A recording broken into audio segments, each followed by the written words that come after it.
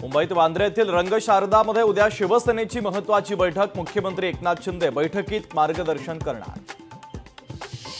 Supreme कोर्टाचा YouTube channel hack, live स्ट्रीमिंगच्या दरम्यान क्रिप्टोकरन्सीच्या जाहिराती। सुप्रीम कोर्टाच्या सोशल मीडियावर सायबर हल्ला।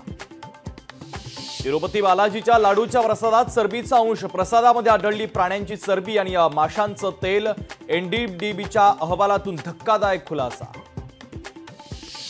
बाळगंगा धरण प्रकल्पग्रस्तांचं लवकरच पुनर्वसन होणार। जिल्हाधिकारी प्रकल्पग्रस्तांमध्ये सकारात्मक चर्चा। 14 वर्षापासून प्रलंबित आहे पुनर्वसनाचा प्रश्न।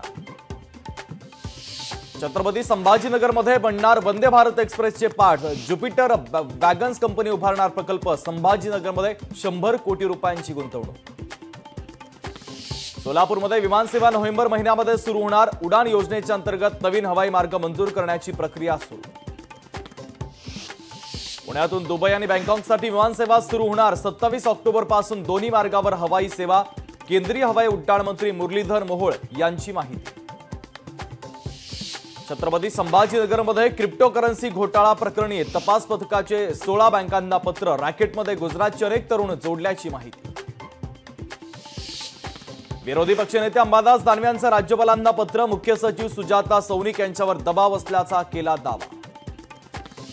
पुण्यामध्ये विसर्जन मिरवणुकीमध्ये चोरट्यांचा धुमाकूळ। विसर्जन मिरवणुकीत चोरट्यांनी 300 नागरिकांचे मोबाईल चोरले। पुनरुज्जीवन सुशोभीकरण प्रकल्पाचा मार्ग मोकळा। पर्यावरण प्रभाव मूल्यांकन प्राधिकरणाच्या वतीनं ना हरकत प्रमाणपत्र। 6 महिन्यात 40 लाख वाहनांचा कोस्टल रोडवरून प्रवास। वेगवान प्रवास। इंधन बचतीमुळे मुंबईकरांची कोस्टल रोडला पसंती। लोकशाही मराठी ऐका, पहा, जागरूक रहा।